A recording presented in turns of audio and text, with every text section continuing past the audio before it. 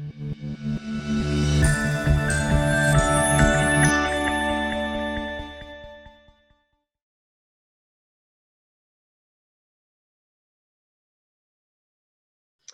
right. So welcome. My name is Jessica Esposito. I am the Digital Learning Innovation Specialist from Alexander County. And we're here to just take our research and just code. So we're going to be learning about coding. And it's a really small group, intimate group. So you two are welcome. And you are more than welcome to turn your cameras on, and you can unmute yourselves if you want, and we can just have a conversation and learn from each other. So, and feel free to jump in whenever you would like. I am going to share my screen, and you can put your name. Please put your name and grade level, where you're from, whatever you would like to share in the, or unmute yourself. It's just the three of us. And if you haven't already done so, please take a moment to download the app, the Performance Matters app, so you can give feedback. And while you're sharing your name and where you're from in the chat box, or unmute yourself, I can tell you that I've taught elementary school, I've taught EC, I've been a media coordinator, and now I'm basically an ITF. So I like change, I like doing things, and I like working in the classroom with the teachers and support. And I loved it when I was in the classroom too, so. Would either of you like to share? I'm Claire Teachy. I'm a third grade teacher from Sampson County. Great, nice to meet you. Where is Sampson County? I don't know. It's about an hour west of Wilmington. Okay, great. Yeah, so kind of near the coast, but not right at the beach. That's awesome. I'm jealous. You're like so close to the beach. I'm Kim, and I teach kindergarten in Cumberland County. And I've lost my pen. Oh, there it is. I know the feeling. Lost my brain. All right. So this session is Take Your Research and Just Code. And this is something I actually just did in April and May with students. So it's fresh. All right. So here is the presentation link. If you would like to make a copy of the presentation, you are more than welcome to do that. It's a bit.ly, and it's all lowercase, and it's NCBOLD code 2. So you are more than welcome to make a copy of that and use whatever you need to from the presentation. And then, as I've done in the other one, so Kim, I apologize, you've already done this, but how are you feeling today? This picture is from Pet Heaven. As I shared earlier, my dog Paul, he is a rescue, and he is a number 4, and I feel like I'm a number 4 because I'm so excited to be here. I'm excited both of you are here. We also do have a rescue, Charlie. He is a kitty cat. He is a grumpy old man, so he's usually a number 5. So if you'd like to unmute yourself and share if you have pets or how you're feeling, you are more than welcome to share either of those things. Or both.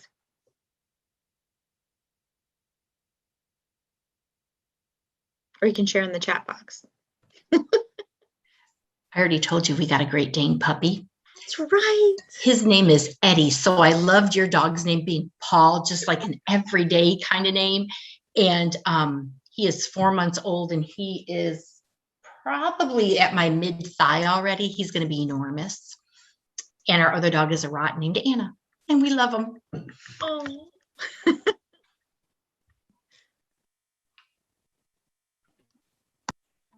I think out of the scale there, I think I'd say I'm a 3 today.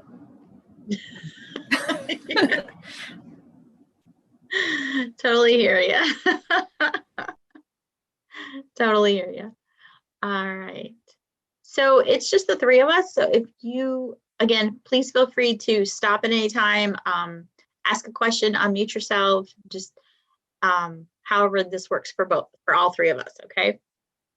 All right, so the session description, to make sure you're in the right one, we are going to be using research and coding, Scratch.mit.edu.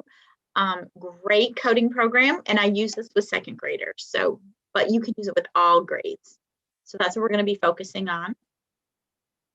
And again, learning how to use digital resources and creating a product of learning using Scratch is what we're going to be doing today. And Kim, this is probably like repetitive for you, you poor thing. But Claire, I love the 4 C's. Are you familiar with the 4 C's? No, okay. So the 4 C's are just a way of thinking and planning with the 21st century skills. So it's communication, collaboration, critical thinking, and creativity.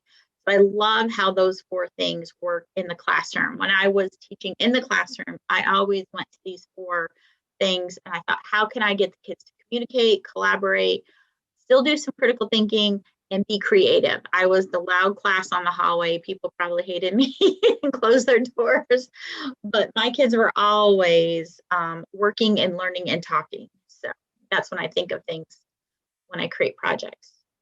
SAMR, if you're familiar with SAMR, it's just a way of thinking about digital learning in the classroom. And in this person, Jonathan, and I got it from his blog, he thought of it as coffee. And I think about that substitution. My husband, he drinks a plain cup of coffee, no creamer, no sugar. I don't know how he does it. But when you substitute something with digital learning, that's the basic. But then you can work your way up to a pumpkin spice latte, and you're redefining everything. And that's what I try to aim for. And so with this project, like normally the teachers would have the kids, just either draw an animal. This is all about animal, this project. Then we tried to redefine it by having them use their information and create something on Scratch and recreate it. So that's what we were aiming for with this project. So the digital learning standards. So for the digital teaching and learning standard, teachers will know and use appropriate digital tools and resources for instruction. So that was my main goal, digital-wise. And then with the digital learning standards for students, this particular project was empowering the learner because the kids got to do a lot of choice and research on their own. They were knowledge constructor because they took that knowledge and created something. And then computational thinker, they had to do coding. So that, and then creative communicator because they had to put information in their coding project. So it hit a lot of standards, but the main one with this project is the computational thinker because they really did have to learn how to code and use coding from scratch. And then if you need the standards, this was a second grade collaboration. So these are all the standards according to second grade, but of course there's reading for information in all grade levels. There is the command of conventions. And then we were originally going to have the kids record and then do voiceover, but we had a lot of technical difficulties. So the SL 2.1 we did not do specifically with this project, but we were planning on it. So you don't have those technical difficulties. They could definitely fit in. And then, of course, mapping came into play quite a bit with this project, but we didn't specifically teach mapping, but where it showed up and where it was appropriate, we did teach mapping skills and symbols on maps. And I'll talk about that with the project. Okay, so we're going to get into the project. What I did with the kids. I'm really excited because this is a lot of fun. And I did it, I should preface this that I did it 2 different ways. One, I did it with 2 schools, both second grade. One school, the teachers wanted to teach it in the classroom, and then when the students went into the media center, they wanted support and help in the media center. So I went in and co-taught with the media coordinator, but I met with the teachers ahead of time. So they were in their reading groups, learning and reading about animals with their reading groups, with their rotations during reading time. And then we did the support information and activities in the library. And then in the other school, I still worked with the second grade teachers, but they wanted during their R&E time, their remediation and enrichment time, and they had me pull 2 different groups from 3 classrooms. And then I had the kids for a half hour for 3 weeks. And then at the other school that did go on for 3 weeks, but the teachers primarily taught all the students, and then we did the support. So you'll hear about both of those types of programs, and it can be used either way. So normally our students, I should say, they take a field trip, our 2nd grade field trip, to the Riverbank Zoo. But unfortunately with COVID, as you know, they could not go to the Riverbank Zoo. So I created this after meeting with the teachers. This took a long time to create. I will tell you that honestly, straight up. I planned 2 weeks to spend time working on this, and it really took a lot of time in that 2 weeks. But now going forward next year, I can just add to it with the teachers. But you can make a copy of this and then tweak it however you want to. I'm more than happy to share it, as long as you have a forced copy, so you have it. So here is a map of the Riverbank Zoo.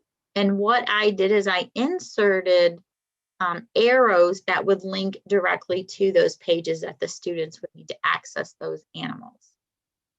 And then these arrows jumped to different pages on it. And then with each animal, then it linked to the slide with the animal. And then the mapping came into place because each of these color-coded pages, like these are the African animals. So we talked about Africa. Where's Africa on the map? And then when we jump to Asia, these are Asian animals. Where's Asia on the map? So that's how I linked mapping to this project. And in one of the rooms, there was a giant map on as a bulletin board. And so I would take my small groups and we would go look at the map and look at the symbols. In the other classroom, the teachers did it in the classroom when they're reading about their animals. And then when we were in the library, we pulled up maps on our Promethean board and just showed them that way. So we didn't directly teach mapping skills, but where it was appropriate. So for example, the white rhino, what I did on the side then is I had links to the page on the Riverbank Zoo. And the Riverbank Zoo is fantastic. They have the animal, they had the description, they had all sorts of information. So the primary focus was reading for information in this, on this web page. So they did read this page. And then I found a live cam at the San Diego Zoo, and the kids absolutely loved the live cams. They just thought these were fantastic. Oh, look, the white rhinos are there. I'm so excited. So they love the live cam. So they got to see the, even though it was at a zoo, they were able to see the animals in real life, in real time, and what they were doing at the zoos. And then, so I tried to find live cams, and then we used NCWise Owl for news articles on reading for information on digital resources. So are you familiar with NCWise Owl? Yes? I know a little bit about it. I haven't used it too much with my class. Okay. And Kim, I'm sorry, we did this morning at the other one. So NCWise Owl is fantastic, and Britannica has amazing things that you can do. There's a chat. No worries. Okay.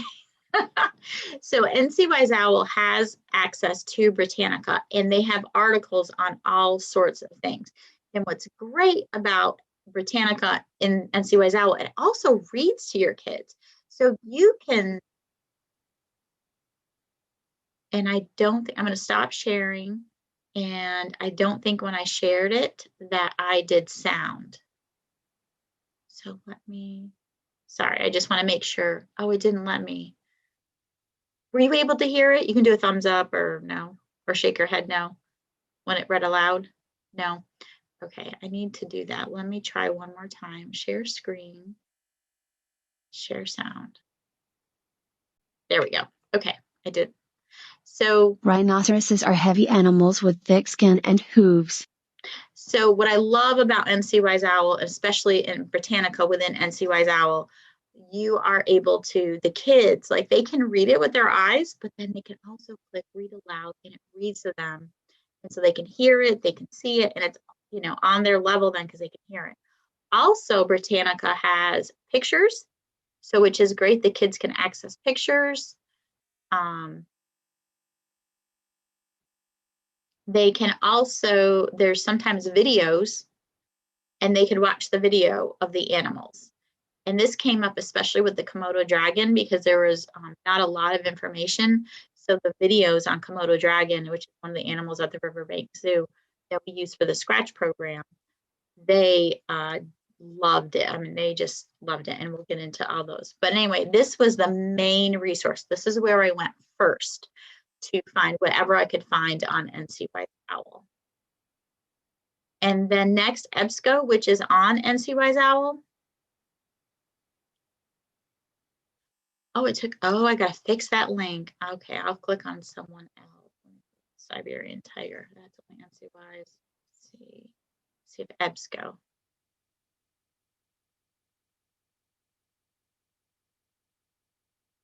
Okay, so with NCWise OWL, if you're working from home, oh, they're not gonna let me do it. Okay. You're not good with, I'm just gonna go to NCWise OWL and see. Well, anyway, so on EBSCO, you can access EBSCO, but for some reason at home, you have to use a password, and then they were making me sign in, which doesn't always work. Anyway, so you get the idea. So what I did with each animal, I linked everything to the Riverbank Zoo, and then I searched out appropriate videos and webcams of the animals. Now, the one animal that I did run into some trouble with was the black-footed cat. There's no information on NCWise OWL and Britannica with the black-footed cat, but we did find some, and hopefully this link will work because it worked yesterday. So there's Cincinnati Zoo has the black-footed cat. So I also found other zoos. So the Smithsonian was an amazing zoo. The Cincinnati Zoo, the San Diego Zoo, they had great information, and a lot of them have webcams. And here is their information about it. Now this I did have to read and help the girls read because they didn't have the read aloud on the zoo, but they were able to. And here's another way that the map showed up, working with the maps. So, and I also found appropriate YouTube videos, and they love the two girls that did the black-footed cat. They loved all the YouTube This videos little that I female found. is known to researchers as. So I really spent a lot of time finding appropriate digital resources for the students. That did take a lot of time creating this. But as you create this, you can, I kept the same format, which helps the little ones, especially. They knew the title, they knew the links were there, and they could always go back to the map if they needed to, which is on the slide. So just linking the Google Slides with everything, this was great. And it just worked out well how everything came together on this, but it did take a lot of time. I should have planned a month in advance, but I only had 2 weeks notice from the teachers that they wanted to work on this project. So I got as much done as I could for those 2 weeks. Also, I should tell you, the Smithsonian, with their live webcams, they also have bingo cards that you can download. And then if you put that up and your students like can play bingo with the Smithsonian, and do they see, you know, certain things on the bingo card and the live webcams over time, it's hilarious. We found that too late in the project, but we're like, we're going to do that next year. So that's a lot of fun. And then what we did, here is my little group that I worked with for 3 weeks for their half hour each day. This was their final projects. And so here they are. So here are some links also to the San Diego Zoo, the Smithsonian Zoo. Those are our main two other besides the Riverbank Zoo. And here they are working in the library on Scratch. And then I took individual pictures. And this is what they used to present to the families. They shared it out with the families. And so here are some of the end results. And this is what we're going to get into next is Scratch. And so they had to find the animal on Scratch. And if they didn't find the animal, then they got creative, which I'll show you guys in a little bit. They had to say who it's by. They had to have facts about their animals. And then they also, in the coding, they had to put in, I had them do a bounce code, because with Scratch, if you have it go too far, they never come back. So we coded so that it would bounce back and forth or up and down. I'll play Abby's for you. And there is not sound because we had technical difficulties.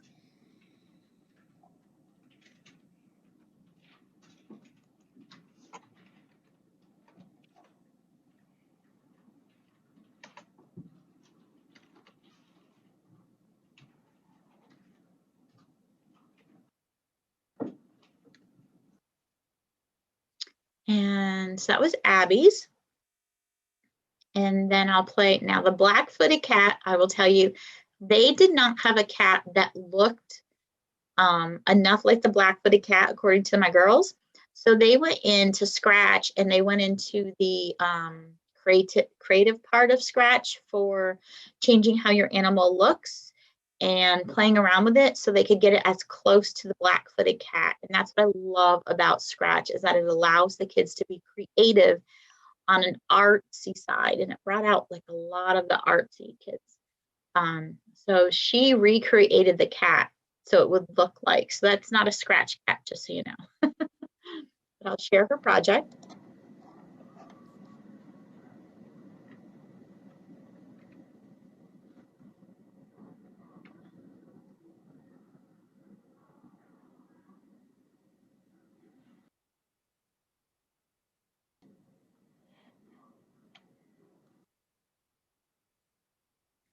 So that was her project. Let me share another one. Can I ask you a question before you go much further? Yes. How did you said your kids shared their projects with their family? Was that when everybody was virtual? Is that how that worked for you all? And you just invited families in, or how did that go? We did it through the s'more because we couldn't invite the families in. We weren't allowed to do that. We were in person 4 days a week. And then I took the video with my camera, and I took the video and then I put it on Google Drive and then put it in the s'more, and then the s'more was shared out with their classes and families. Okay, thanks. We would definitely love to have the parents come in and view their projects, but we couldn't allow them in the building. Right. We had to have stuff virtual, like our end of the year program, and parents watched it online. Okay, I just didn't know if that's how y'all ran it. That's cool. So next, I'm going to show you the Komodo dragon. Now, there was not a Komodo dragon at all on Scratch, and he tried to draw a dragon the way a Komodo dragon, but it didn't work. So what he did is he got the mythical dragon, and then he erased its wings and got it as close to a Komodo dragon as he could. So he got really creative for someone who didn't want to get creative. So I'll show you his. There you go.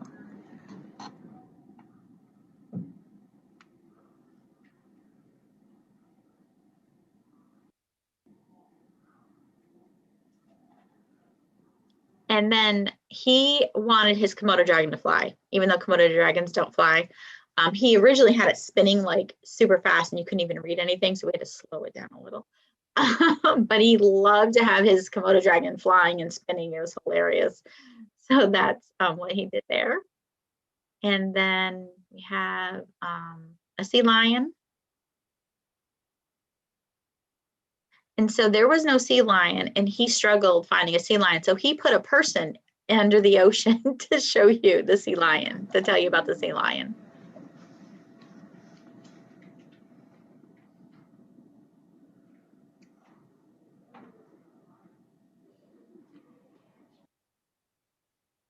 So there's that one. And then I'll show you the other black-footed cat, so you can just see the difference between two different students and how they got creative.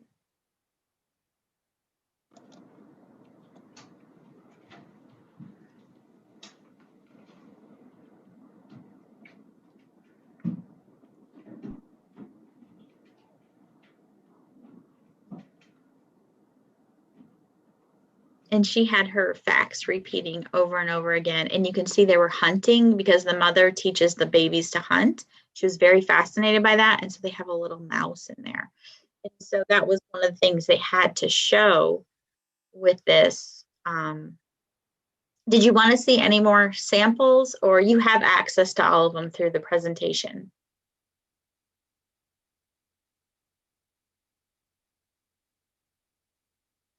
No? Okay.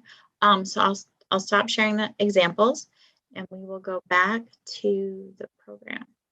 So that was we're visiting the Riverbank Zoo.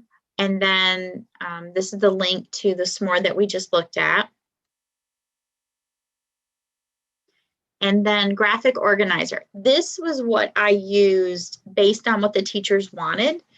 And ours is a learning focused one. And because of copyright, I couldn't give you the original one. So I remade it or recreated it using Google Drawings. And so here we used the Frayer model, and each student was given this on a piece of paper. Because they were second grade, we didn't want them to have to go in and out and save it and do all that. So we just had paper. And that way, when I checked their work each day, and because I did have small groups that I was working with, I could just look at their paper and say, okay, you really need to work on their physical features, or you need to add more about the diet of the animal. The biggest thing that I did focus on, especially with Scratch, were their physical features. And on the second copy, their habitat, because with Scratch, they needed to create their animal and then they needed to create the background. So we really focused on habitat. And then, of course, they had to have their facts to type in, but they really needed to be able to recreate what that animal looked like and the background that that animal lived in. So those were two of the things that we did focus on. But I gave you copies of those. And then also, this is Google Drawings created by Stacy Lovedahl and her team from DPI. Here are, and this is free. I'm not charging you for it. I'm just sharing it with you. They created this whole thing, all of these graphic organizers. So you have those if you need those.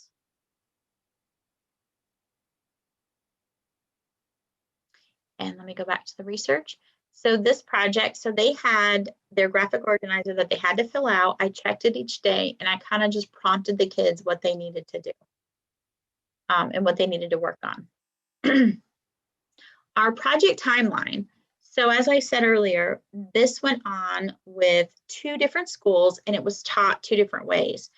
So this project timeline is the school that I worked at, that I had my own little groups that I worked with. So for 3 weeks, for 30 minutes a day, day 1, I had them explore the Riverbank Zoo website. Just look through them, look through all the animals. I let them talk to their friends. I let them just ooh and ah over all the animals, as they would do if they had really been there in real life. And then at the end of that 30 minutes, I had them choose an animal. And because I had 2 different groups for 30 minutes each one, in that first group, they could not duplicate the same animal. But in the second group, if they chose the animal from the first group, because they never interacted, I let them pick, the same animal. And then after the kids picked all their animals, I went to their public library, and our public library lets you take out up to 99 books. I didn't take out 99 books, but I borrowed books from our public library on these animals. And then in our school library, I pulled books on those animals. So they had print resources, and then I had all the digital resources for them. And honestly, when I was in the middle of teaching it, if they were having a hard time finding something on their animal, I would then come home at night or during my planning time, and I would try to find more information for them, especially with like the wallaby and this black-footed cat. I mean, it was just really hard to find information about some animals. So then days 2 through 9, the students honestly filled out their graphic organizer. They used NC Owl, their library books, different websites, webcams to get information They just had to fill out that graphic organizer and find that information. Day 10, this was so important with coding. I showed them just a little teeny tiny bit about coding from Scratch.org, or I'm sorry, Scratch.edu, MIT, or is it MIT.edu? Anyway, from Scratch. I let them for that whole 30 minutes. I showed them a couple things, and then I just let them play, and I let them explore. That is so valuable. I can't tell you how it was amazing. They collaborated, they communicated, they got creative, they shared, they were using their critical thinking skills, just trying to figure things out and do different things. I showed them where the sprites are. I showed them the background, and then I said, go have fun. Just play on it. I want you to learn Scratch. Just, whatever you can't figure out, we will figure out together, but I want you just to play. That time was so important. Because on day 11, they had to start creating. And that was so amazing with them creating their scenes, picking out their sentences. And then I had them save it with their Google login. So day 11 through 15, they had to create. And if they only put in a couple of sentences, I was like, oh, come on, you can add some more. Or does that really look like a Komodo dragon? What can you do to make it look like one? I would just ask them questions. I should have, looking back and reflecting on learning, I should have created a rubric and said, this is what you need to get. But the teachers did not want it to be, because it's second grade, they just really wanted them to learn and read for information and enrich everything. But honestly, some of the kids, like you have in all the classrooms, some will work and get tons of facts in, and some will only get a couple. So in thinking about this, I probably will create a rubric if I do this again next year, which I would love to do because it was a lot of fun. If they finished early and had a really great product, I did let them on the last day use code and just play around, and they had a blast doing that. They made like crazy taco stories, and they were just obsessed over tacos. It was hilarious.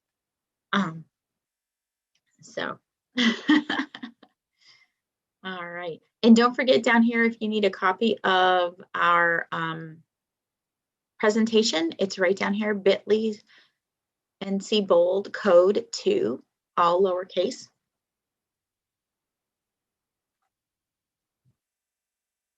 So NCWiseOwl.org is where I go. And I know I said this earlier, but this is where I go. Oh, got a comment.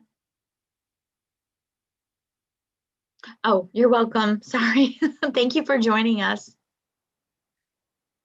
NC Owl is where I go to create anything, any enrichment projects, anything that a teacher asks, I go to NCWiseOwl.org first. And the passcode to use at home starting July 1st of this year is WiseOwl21. And I know I showed Britannica earlier, but when you're planning, whether it's elementary, middle, or high, you can go that way. You can look up just general reference. They have ebooks. Excuse me. You can also search by subject area.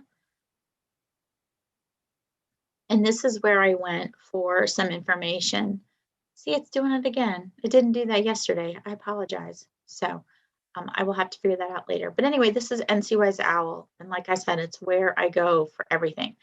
Also, NC Kids Digital Library, if they have a library card, they can rent or check out books through the NC Kids Digital Library. It's amazing. When I was in the classroom, I would beg my parents to have students have their library card written down so they could access books. And when I was in the high school as a librarian, I would ask them to go get the card so that they could check out stuff for research when they were working on projects. So it's amazing what they can do on NC Kids Digital Library.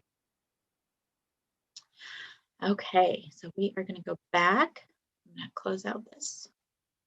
So that's my thing about NC Wise Owl. It's amazing. I love it. Okay, so now what I'd like to do is listen to you and hear you. I do have a Padlet if you would like to fill out a Padlet. So thinking about sharing ideas and links, What would you do thinking about your school, not knowing if we're going to have field trips this year? What would you create if you could? What kind of virtual field trip would you recreate for kids? Or what do you think you could do for using Scratch in your classroom? I'm going to open up my Padlet. I would love to hear your ideas. And Kim, I know you did that this morning, but now we're thinking about Scratch, about coding. What would you like to share? And I'm going to share this in the. I don't know the first thing about Scratch. Okay. So if you were to create a virtual website, and maybe this is not the best time to do the Padlet. We can do the Padlet after, and I can show you more about Scratch. Would that be better if I showed you more about Scratch first before we do this? Please don't do it just for me. Don't let me hijack your day. I am so flexible. It's a small group. It's just the three of us. So honestly, I think that might be good for me too. I don't really know. I've heard of Scratch, but I don't really know much about it. okay, let's do that first. So I'm going to move the Padlet down. I just wanted to get your brains thinking of ways that we could do projects and redefine it, or thinking of ways we can have end products. But I will show you this video first. And I'm going to make sure I have the volume on my share screen. I do. Okay. So here is some information about Scratch. So I'm going to play this video. I'm going to put it in present mode so it's bigger for you. And I'm going to put myself on mute. So I got to drink some water. I have a tickle in my. I was searching for interactive programming language on the internet, and I came across Scratch. As soon as I shared my first project, I got instant feedback, and I was like, okay, I want to continue with this. I remember my first project was a super simple animation. I'm still actually really proud of my first project. It opened my eyes to the different possibilities that coding can present. So I've been drawing basically since preschool when I learned how to hold a crayon. I think making art with Scratch is different because I can collaborate with other people and make something interactive that other people can use. There was a song that said, "Happy, happy birthday." I put Scratch in there. It just became an instant hit on the site and inspired so many people to make their own songs and remixes. Anyone can do anything with my project, and sometimes it's really funny how they change things at the end. It just goes to show like how much you can actually do with all the things you have in Scratch.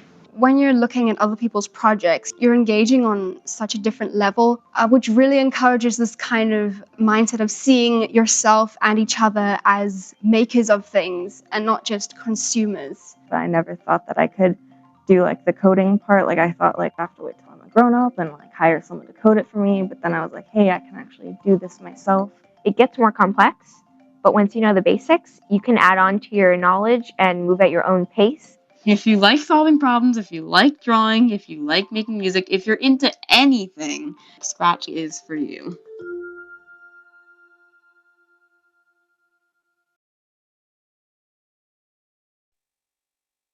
Okay, so that is Scratch. And I will go to the next one and show you. I was searching for interactive programming. The next one I have is character design. And this was important, especially if the animals were not already, like Scratch has animals already created. So their characters, their sprites as they call them, the students had to, like, they redid the black-footed cat. They redid the Komodo dragon. And then one of my students tried to do a seal and he could not do a seal. So he inserted a person, but he did try to recreate a seal, and the character design in Scratch allows them to do that. So I'm going to play that video. It's kind of long, but it'll give you some idea, and we can stop like maybe halfway through if we don't want to watch the whole thing. So I'm going to play that for you next. Hi everyone, it's Zoe from the Scratch team, also known as Zinnia. Today I wanted to show you how to make a character designer in Scratch. Basically, it's a kind of project where the player can customize their own character of whatever kind. If you've ever seen a game that's like, make your own cupcake or design your own fox, This is that type of game. And by the end of this video, you'll be able to make your own game like this. Let's get started. So first, let's pick what you want the theme of your project to be. Do you want to make a design your own cat game, or design your own dragon, or design your own outfit? It can be anything you want. As an example, I'm going to make a create your own dog game, but this video will work no matter what theme you pick. So first, we're going to draw one version of the character in our game. If you haven't drawn much in Scratch or you don't really enjoy drawing, don't worry. I'm going to show you a drawing style that's really easy to do and actually doesn't require any drawing experience. To draw a character, I'll hover over Choose a Sprite and click Paint. Here's the drawing style I find really easy to use. I basically make the character out of simple circles. I'm making a dog, so I will click on the circle tool and drag out an oval-ish circle thing to be the head. Then I'll click on this purple square to change the color to black. And now I'm going to draw small circles for the eyes. One thing I like to do is once I've drawn the first eye, I will click on it and click copy and then click paste. And now I have a second eye, which I could just put over here. So I could have a purple dog in my game, but I think I want the dog's fur to be brown. To change the color of this circle, I just have to click on it to select it and then click this square again. To make a brown color, I'll switch the color up here to something in the orange section of the rainbow, and then I can change the brightness to get a darker shade of brown. Okay, so now I want to give the dog sort of floppy ears. How do you make shapes that aren't circles? What you can do is make a circle with the circle tool, and then click on the point editing tool, and you can click and drag on these points to mold the shape into the shape you want it. So to make floppy ears, I'll drag this point over here, and maybe this goes over here. And I can also click on a point and move these arrows to control the shape around that point. So that's how I draw shapes that aren't circles. I start with a circle, and then I'll just move the points a little bit. And now that I've drawn one ear, I can click on it, and just like with the eyes, I can click copy and paste. And then now I have a second ear, and I can also click flip horizontal so that it's pointing this direction. Now I'll set the color to pink and draw a circle to give my dog a nose. And I'll use the eyedropper tool to get the same color I used for the head and draw a circle for the body. And I'll drag these points down a little bit so it looks like it's sitting down. And I'll give the dog a tail. So for that, I'll make a circle and then move this point this way and move this. Okay, so we've drawn one version of our character. And you, of course, don't have to draw what I did. It can have totally different parts. You could have one of the parts be a donut and one be the frosting on the donut, or cat ears and a cat's face, or an ice cream cone and an ice cream scoop. And you can make all these shapes out of really simple circles and rectangles. So how do we make this a character designer game where the player can actually... Hi, everyone. It's Zoe from the Scratch team, also known as...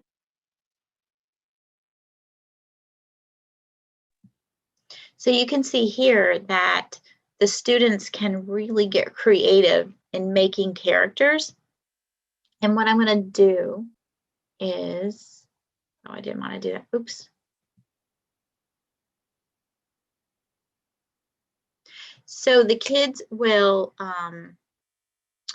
encode, it has the, I was going to go to Scratch next. So that's what I was trying to do, and I clicked out by accident.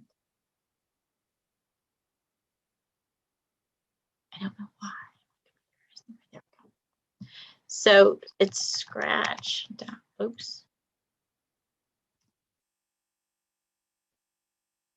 So this is the Scratch website as soon as it comes up. And I did let the kids, when they did go into Scratch, I did have them watch this video tutorial, which told them a little bit about things. And over here, here are all the lines of code that they can use. They have motion, they have looks, sound, events, and I had all the kids start with when the green flag is clicked. Because over here, it's start and then it's stop. And then that's what they had to start with first. And then what I will show you down here is here are all the sprites. So I did tell them that they could go and choose. So they looked at all the different animals. And this is where when they created their animal project, they went here first to look for the animals. And if they didn't have an animal, they went and created the animal in the paint area, in the creative area of Scratch. The next thing they had to do is they had to go to backgrounds. And this is why habitat was so important when they were doing their research, because when they started coding, they had to pick an appropriate habitat. They couldn't put it in a bedroom. They couldn't put it in a castle. They could use the desert, the farm, the forest. They really had to choose an appropriate background for their animal. So, for example, if I chose blue sky and I want to go change my sprite, I just click the X here, go over here, and say, click animals. And then if I did a butterfly, excuse me, this is the animal. So over here, now see when it was clicked is gone because I changed my sprite so that coding was gone. And so here, then we went to motion. And if I chose 10 steps for my butterfly, and it only moved like a teeny tiny bit. So they had to, play around with how much. So if I wanted to go 50 steps, and you can see the butterfly moved a little bit, and you can have your butterfly start up here. One of the things they had to do was, where is it?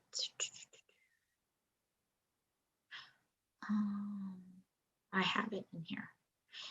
So I'm going to scroll down. So this is also about background and changing background. So I just showed you the background. This is scrolling in the background and moving in the background. So this is another way to use background with Scratch. So this is the code, and I know it's kind of small. Let me see if I can go into preset mode. This is the code that I told them they had to have in their project. Could they add things and change things up? Yes. They had to start with the click, with the flag, and then under forever, the very last one, if on edge, comma, bounce. They had to have that because that is, if you have too much movement in Scratch, the the sprite gets lost and it doesn't come back. So they had to have if on edge, bounce. And then the moving, they had to have their animal move. They could do costume if the butterfly changes, so they could have the butterfly fly. And then I also added in there, they had to have the sentences. So let's see, it's called say hello. There it is. So this is where they added their facts in here. And then they had to have, and you just have to learn to play around with it.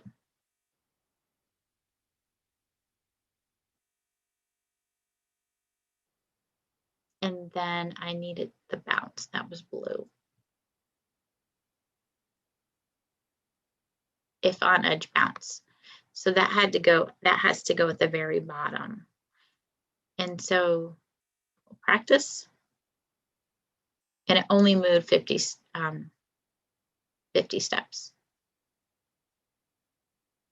And you can see it keeps moving. And then there, see it bounced. So now it's going a different way. And it will keep going back and forth. It's kind of going kind of slow. So this is Scratch. And what I wanted to do, let's see, we have till 3:20. I wanted to show you a couple more. And then, so the one that I shared with the kids, so I had the basic coding and I had some, and it does not going to come up good. Let me go to present and maybe it'll come up a little better. This is the one that I practiced. It's not the best recording. This is what I shared the students. And see, they're moving a little faster. They're all saying hello and they're bouncing off the edge so that you can keep seeing it over and over. You can get creative with Scratch. I mean, Scratch is creative, but you can also, this is all the coding for a game. You can really get into gaming with Scratch. This is very complicated, but if you are teaching shapes and you have older kids, you could have them design a game. And it reminds me of like the old Atari games in the 80s, like the Frogger and Centipede and all those kinds of things, Pac-Man. And the little ball, you can have them create a ball, and they have to go, you have to get the ball to the red box without touching any of the blue. So if you're teaching like shapes and corners and angles, things like that, problem solving, critical thinking, so you could actually have them create these games, and then they have each other play and try to win. So it's quite interesting. It gets really in depth and detail. I have not done this myself per se, but I was learning about it, trying to figure out how to do all this. But you can, and there are videos on their YouTube channel, and there are directions out there with people, more information. And Scratch has it's amazing what Scratch has on their website for you to watch.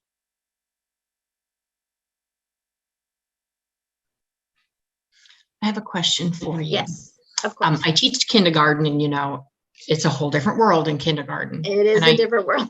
I know people hate hearing kindergarten teachers say that, but it's a totally different world. Like one of the things we use wit and wisdom in our curriculum, and there's lots of farm activities. So would it be appropriate to use Scratch and have them do a farm animal exploration? I'm thinking of the stories that we read, and we could really easily tie that in, but there would need to be lots of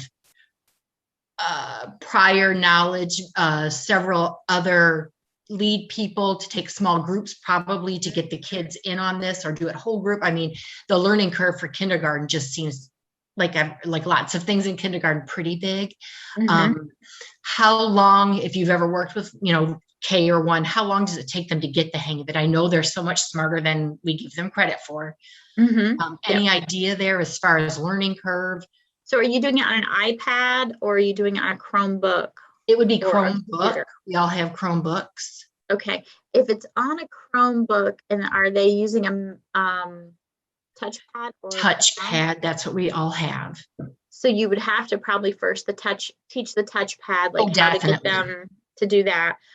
I'm thinking if you got them and you showed them the sprite and you showed them how to get the farm background and pick things out, and then maybe come up with basic code like I did, and said you have to have this, and teach them that first. And if your lead person is knowledgeable, I think it would definitely be great for your rotations if you have R&E, or if you, during your reading groups, when you're reading with a group and then they have someone else. Even like, what if you had high school volunteers, because they have to get their volunteer hours in.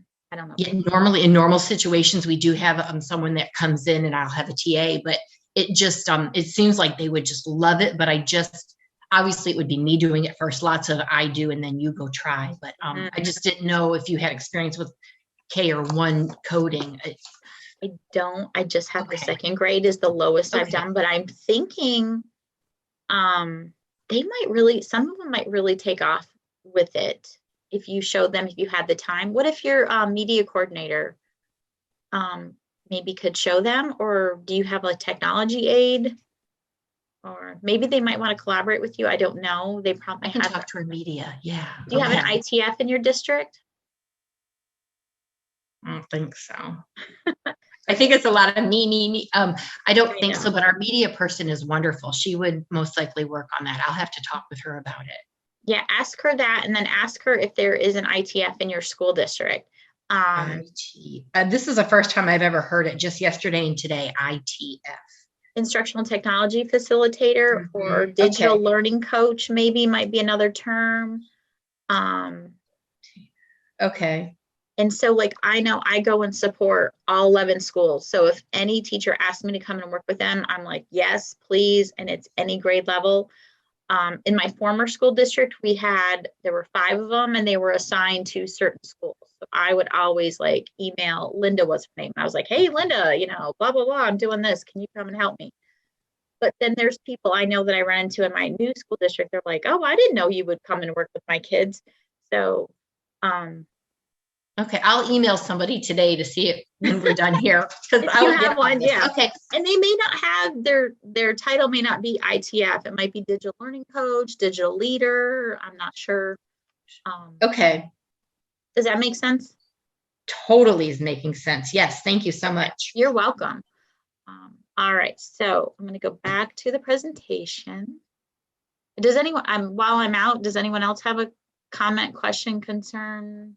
Feel free to jump in. Okay. All right. So I'll go back to the presentation. Okay. So I was also thinking with, especially with the kinders, I was thinking this would be great for shapes, and you could have shapes do different things and shapes making things, kind of like tangrams. That might be a cool thing to do also. Okay. All right, so let me go to the next thing. Okay, so here's Padlet again. So I put it back in. The link is in the chat. I would love to see your ideas. I know, Kim, you just shared about your farming. And here also you can see some other ideas that people have put either about Scratch or about using Google in their classroom. There's all sorts of things that you can do with Scratch. We just used it with that research, but any kind of research. Yesterday, someone was talking about social justice and having kids research social justice issues through their middle school, and then they would create different things on Scratch and make like little scenes of people holding posters and saying different things. So that was really cool. And then another CTE teacher yesterday said that maybe they could have the kids design jobs settings and then talk about the different jobs in Scratch. So they're coding and learning something, but also sharing different jobs in the world. So those are just some ideas that you could do with Scratch. So, and you are more than welcome to unmute yourself. If you don't want to show your face, you can also show your face. Just share and have a conversation.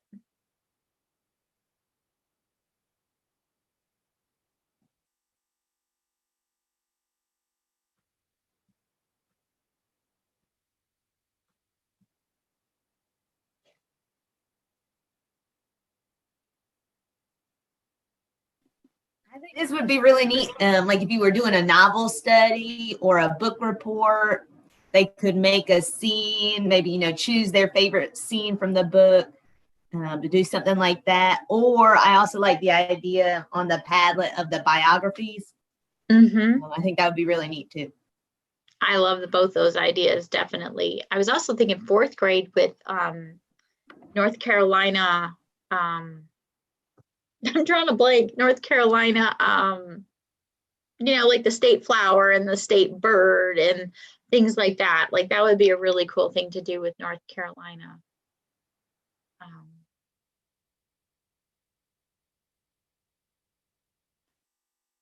No, that's a great, yeah. Coding, like people think of coding as something separate, but yeah, I love that you could take your research and then code and put your research into coding. I mean, that's just, yeah, that's just something different. No, it's a great thought. I love it.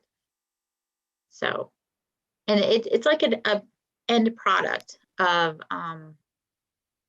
what a student would have, their learning, their product of learning. So, Jessica, something easier for kindergarten. I'm sure you've heard of a Codapillar. No, maybe not. Codapillar. Well, Codapillars are really cool, and they're more kindergarten. They're for younger children, and they have just a head, and then like they have a right turn body part that you snap on.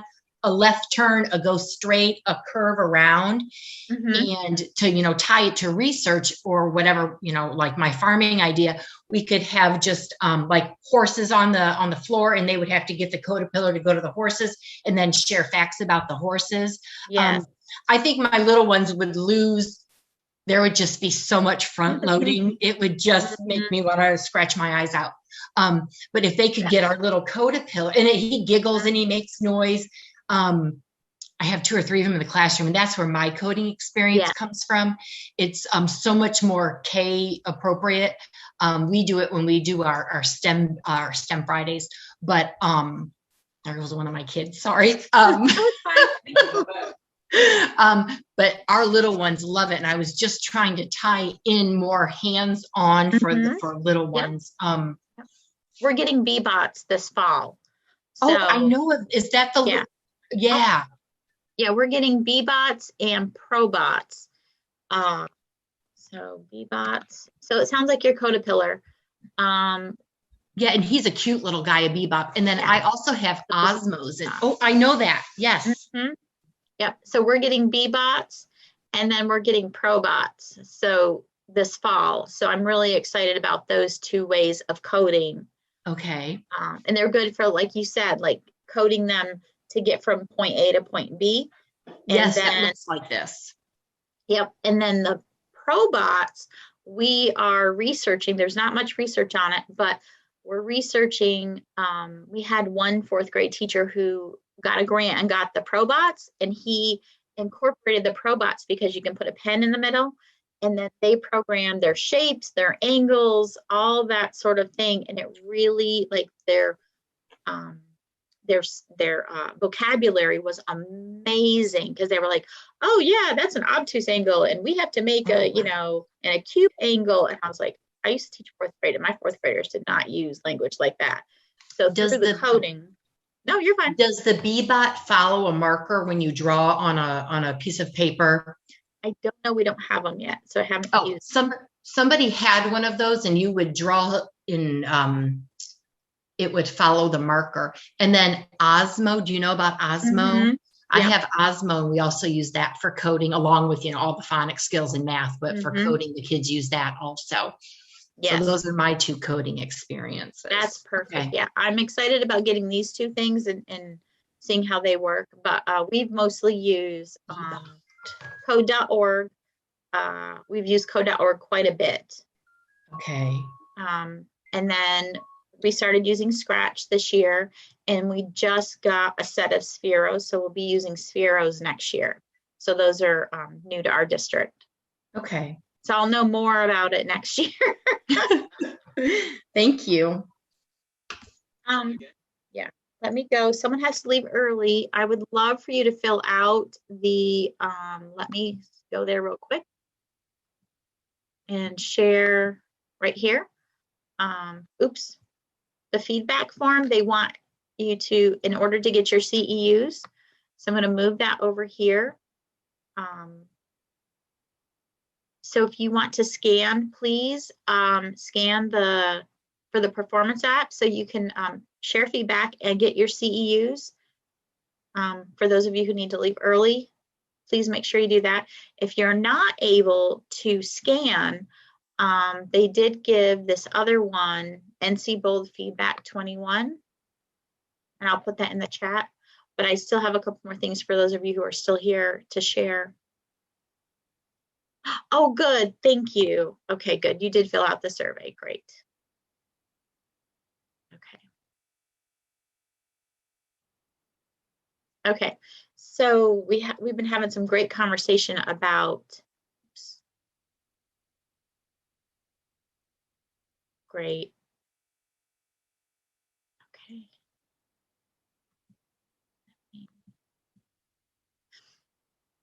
There you go. All right. So great, we're having a great conversation about coding. When I think about my design, and Kim, you probably heard this earlier today, when I think of a project, I think of long-term, begin with the end in mind. What do I want the kids to know? What do I want them to learn? And what do I want my product of learning to look like? So for this, I already knew the product of learning was going to be coding. But we have the standards. I sat with the second grade teachers. We picked our standards, what we wanted to focus on, and then we came up with the essential questions.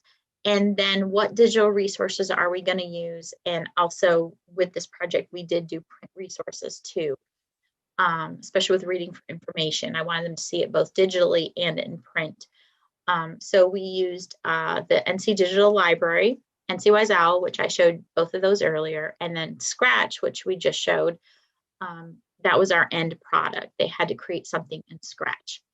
I showed you the graphic organizers that Stacy, and that link is there. And then deciding on the final product, what digital project would you like them to learn or create, and what do you want them to be able to do digitally at the end of the project? So when I was still in the classroom with both my fourth graders and my second graders, I kind of thought about things long term. What do I want them to know by a certain amount of time? Especially with fourth grade, I planned out basically units in like 4 to 6 weeks.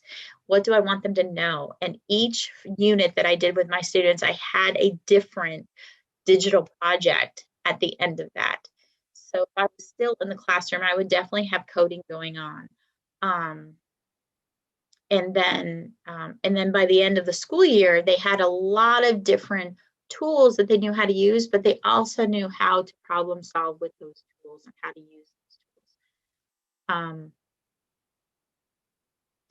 So designing the steps in learning. So I also gave you a copy, an attendee copy of We Are Visiting the Riverbank Zoo. So you can take it, you can tweak it, you can keep it. You don't have to do anything with it.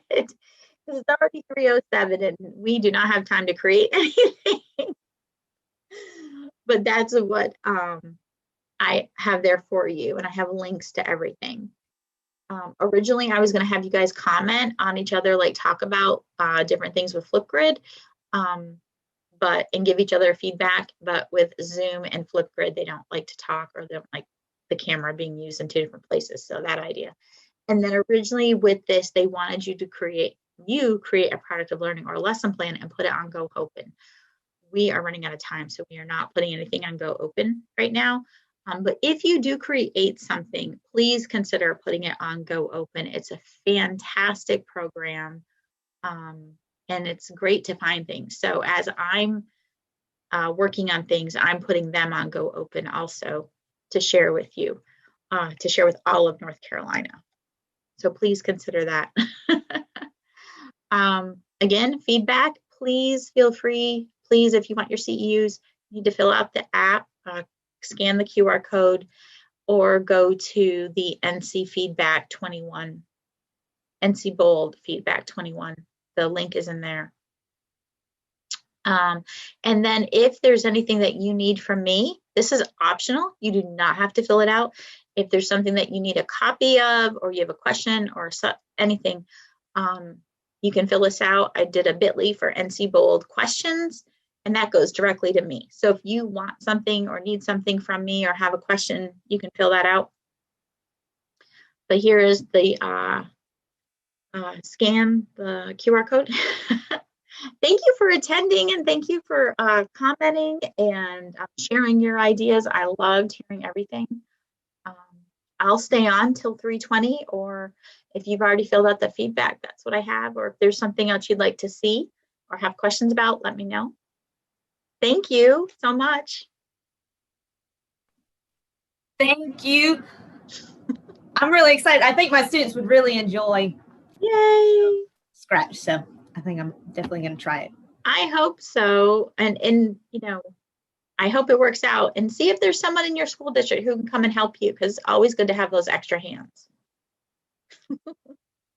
Thank you so much for coming today. I appreciate it.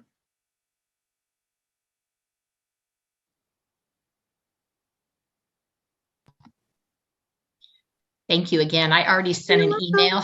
I already emailed real quick to find out if we have somebody. Good. I emailed our instructional coach, because she would be the person that may or may not know.